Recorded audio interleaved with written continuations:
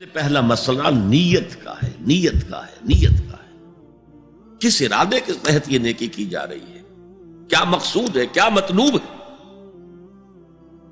چنانچہ نوٹ کیجئے، اکثر محدثین نے اپنے جو مجموعے مرتب کیے احادیث کے، ان میں پہلی آیت کون سی، پہلی حدیث کون سی لاتے ہیں؟ حضرت عمر رضی اللہ تعالیٰ عنہ سے روایت ہے، انما الاعمال بالنیات، نیکیوں کا، نیک اعمال کا دار و مدار نیتوں پر ہے۔ وَإِنَّمَا لِكُلِّ امْرِئٍ مَّا نَوَىٰ، ہر شخص کو وہی کچھ ملے گا جس کی اس نے نیت کی ہوگی۔ فَمَنْ كَانَتْ هِجْرَتُهُ إِلَى اللَّهِ وَرَسُولِهِ فَهِجْرَتُهُ إِلَى اللَّهِ وَرَسُولِهِ، جو کوئی ہجرت کر رہا ہے، مکے میں گھر بار چھوڑ کر جا رہا ہے، اپنے وطن کو ترک کر کے جا رہا ہے مدینے کی طرف، صرف اللہ اور رسول کے لیے، اس کی ہجرت اللہ اور اس کے رسول کے لیے۔ وَمَنْ كَانَتْ هِجْرَتُهُ لِلدُّنْيَا يُصِيبُهَا، اور اگر اس شخص کی ہجرت دنیا کے لیے ہے کہ اس کو حاصل کر لے۔ مثلا میں دیتا ہوں مثال، ایک مسلمان تھا، اس کا کوئی کاروبار تھا، اس کے خریدار مسلمان ہی تھے، وہ جا رہے ہیں، اب کیا کرے گا؟ مشرکوں نے سو تو اس کا سامان نہیں لینا، اب وہ بھی چلے جا رہے ہیں۔ یہ اللہ کو معلوم ہے کہ اس کے ہجرت کا اصل سبب کیا ہے، ہم نہیں طے کر سکتے، لیکن اللہ کے ہاں جو کھاتا کھلا ہوا ہے، اس کی یہ ہجرت جو ہے اللہ اور اس کے رسول کے لیے شمار نہیں ہوگی۔ وَمَنْ كَانَتْ هِجْرَتُهُ لِلدُّنْيَا يُصِيبُهَا أَوِ امْرَأَةٍ يَنكِحُهَا، یا کسی عورت کے لیے ہو کہ اس سے نکاح کرے، کسی خاتون سے وہ شادی کا خواہش مند تھا، وہ خاتون ہجرت کر کے مدینے چلی گئی، اب یہ بھی باندھے کچے دھاگے سے بندھے ہوئے چلے جا رہے ہیں، تو یہ تو در حقیقت اس عورت کے کھاتے میں ہجرت جائے گی، اللہ اور اس کے رسول کی ہجرت میں نہیں۔ تو اصل شے یہ ہے، نیکی کا وہ کام جس کا ظاہر بھی نیکی کا ہو اور باطن بھی ہو، کہ موٹیویشن صرف اللہ کی رضا ہو، اللہ کی محبت اور اللہ کی رضا کا حصول، یہ ہے پازیٹو موٹیو۔ ایک نیگیٹو سائیڈ بھی ہے، سب لوگ ذہنی اعتبار سے اتنے بلند نہیں ہوتے کہ اللہ کی محبت وہی اصل محرک بن جائے۔ یہی وجہ ہے کہ حضور نے اس کو صلی اللہ علیہ وسلم کمال ایمان سے تعبیر کیا ہے، من احب للہ وابغض للہ وعطا للہ ومنع للہ فقد استکمل الایمان، جس نے کسی سے محبت کی تو اللہ کے لیے کی، کسی سے نفرت اور بغض رکھا تو اللہ کے لیے رکھا، کہ اللہ کو اس سے نفرت کرنا پسند ہے، اور کسی کو کچھ دیا تو اللہ کو خوش کرنے کے لیے دیا، اور کسی سے کچھ چیز روکی تو صرف اس لیے کہ اللہ کو اس کا روکنا پسند ہے، تو اس شخص نے اپنے ایمان کی تکمیل کر لی۔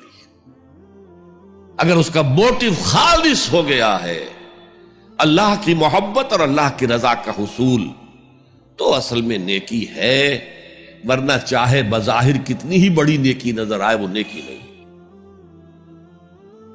لیکن جو لوگ اس حد تک نہ پہنچ پائے ہوں، استکمال ایمان تک، تکمیل ایمان تک، تو ان کے لیے ایک اور موٹیو بھی ہے، والیوم الآخر، قیامت کا دن، جزا و سزا کا یقین، اللہ کا خوف، آخرت کے محاسبے کا خوف۔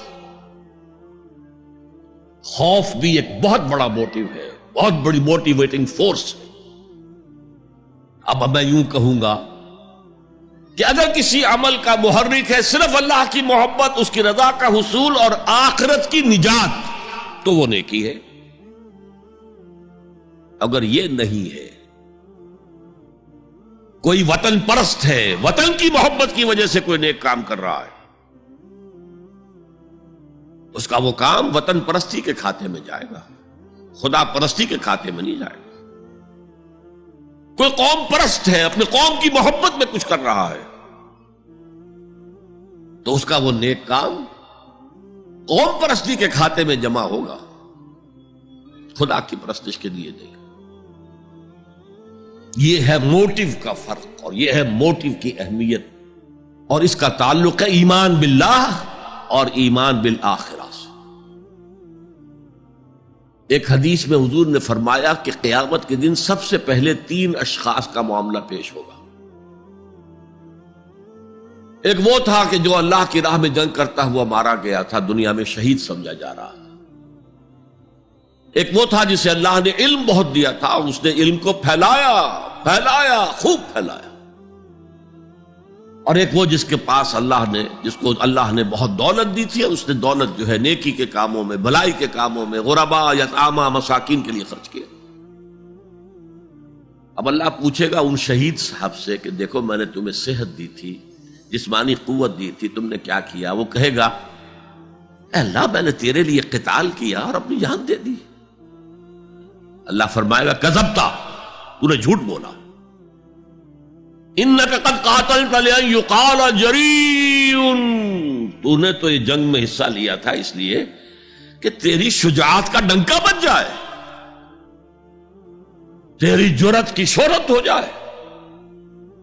وقد قیلا، وہ کہا جا چکا، اب یہاں تمہارے لیے کچھ نہیں ہے. اور فرشتوں کو حکم ہوگا اور اوندے منہ گھسیٹتے ہوئے اس کو جہنم میں ڈال دیں. یہی حشر ہوگا اس عالم کا، تو نے وہ نیکی کا کام کیا تھا. لأن یقال عالم، کہا جا چکا دنیا میں، ڈنکا بج چکا تمہاری شہرت کا. اب اس میں نوٹ کیجئے، اگر کسی عالم کے علم کا ڈنکا بج جائے، اس کی اپنی نیت وہ نہیں تھی تو اس کے اندر کوئی خرابی نہیں ہے.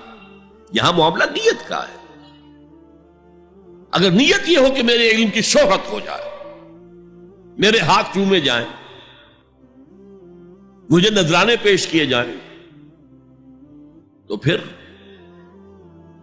وہی حشر اس کا ہوگا کہ اوندھے منہ گھسیٹ کر جہنم میں ڈال دیا جائے. یہی حشر اس سخی کا ہوگا جس نے سخاوت کی تھی، جس کی سخاوت کے ڈنکے بج گئے تھے، اس کا بھی یہی حشر ہوگا.